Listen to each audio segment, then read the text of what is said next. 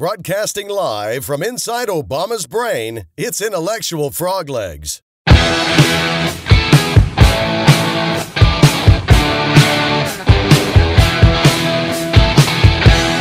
Oh shoot, Uncle LD was going to be with us today, but apparently he wandered off without his medicine.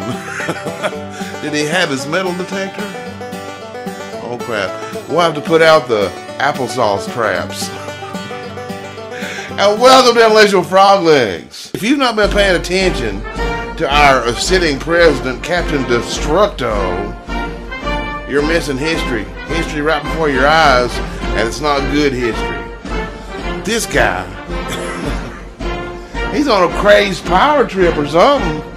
Now he's down there in Africa, telling these guys that America and Europe have some unfair advantage. I guess we cheated because we got somewhere before they did, or countries that are still developing, obviously they shouldn't be resigned to poverty simply because,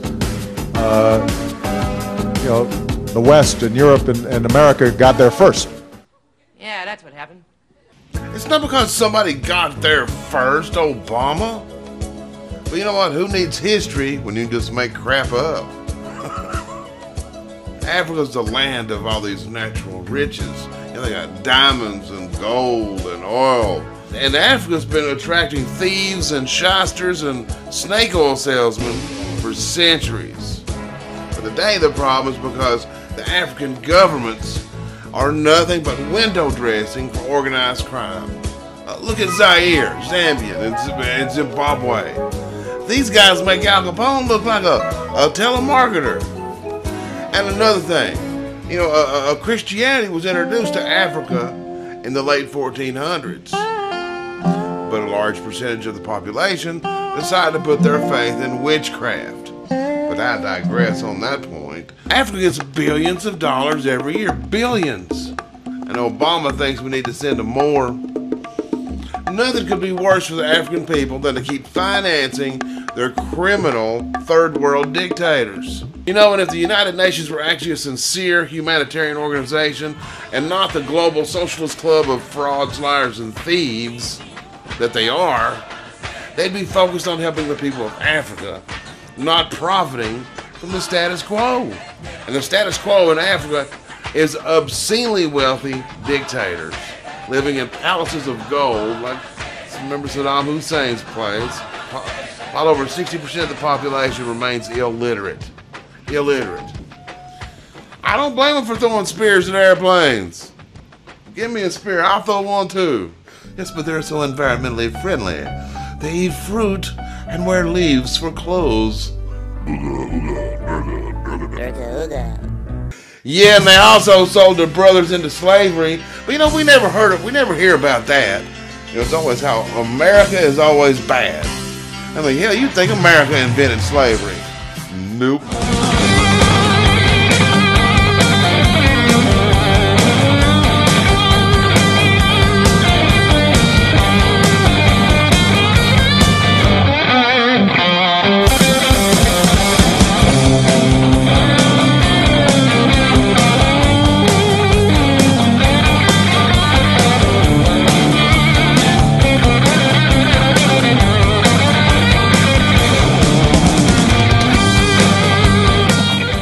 But then he goes on. Captain Destructo goes on. Fifi le Destructo. He warns them about raising their standard of living. So if everybody has a car and an air conditioner and a big house, basically if everybody was living like Obama, he says the planet's going to boil over. If everybody's raising living standards to the point where everybody's got a car and everybody's got air conditioning, and everybody's got a big house, the planet will boil over. When out of the sky fell a herd of albino chickens. That, ladies and gentlemen, is the President of the United States of America standing there uttering total fabricated nonsense. Not a shred of fat came out of that pie hole.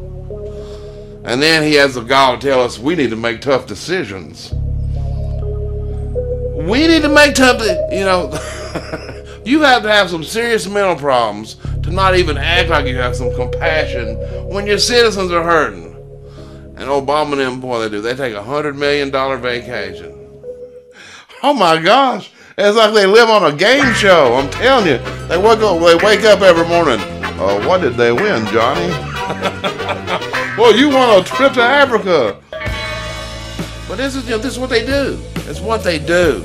That's what I think it's Andrew Wilkow says. Socialism is for the people, not for the socialists. Are you crazy?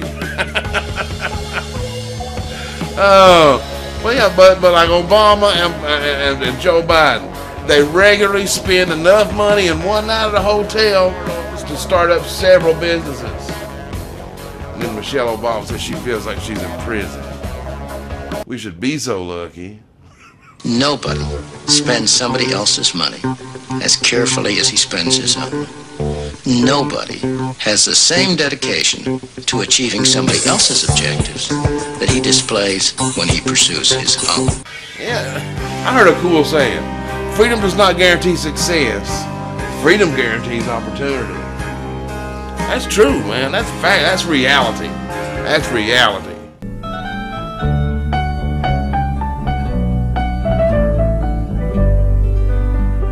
You're a punk faggot. Now come on, do something. Here's the news coming to you every hour upon the hour. The weather's fine, but there may be a meteor shower.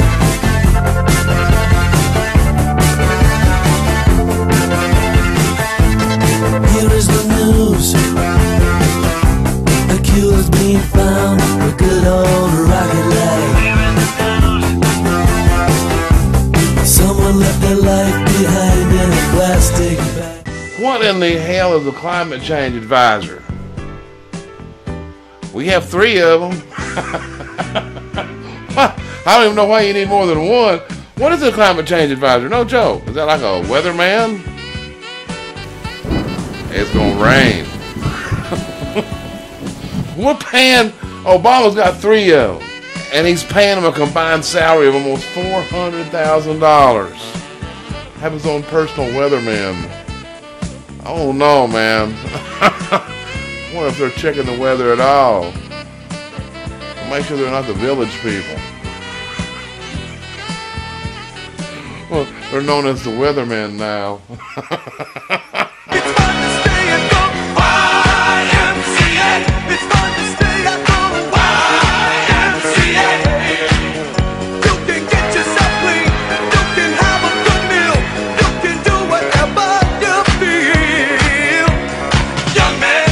People think I'm too patronizing. That means I talk down to people.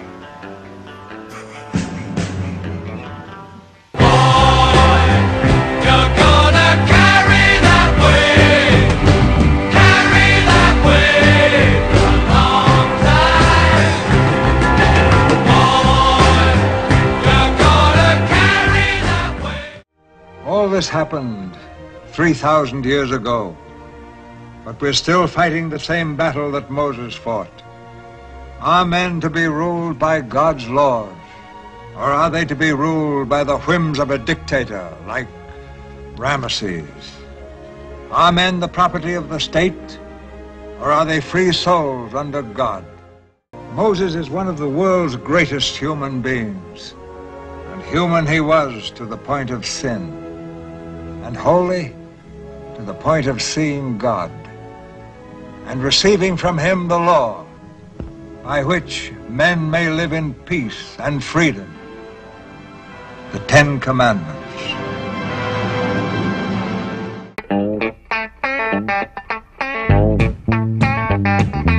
Yeah, here comes Amos.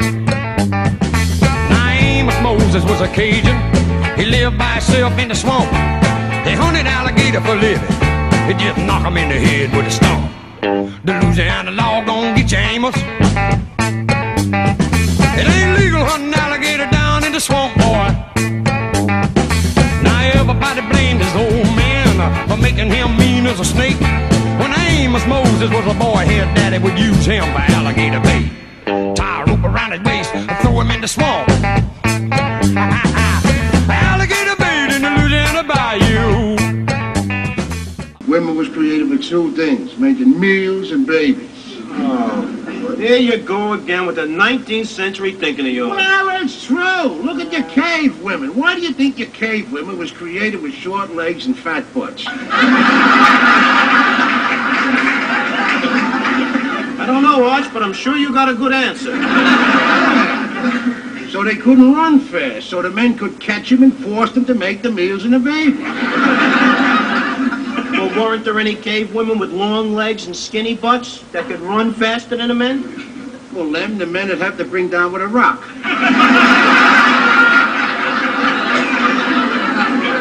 Now I'm starting to catch on. And what about the cave men with short legs and fat butts that couldn't catch any women? Well, they was probably your first fags. Less conversation, a little more action, please.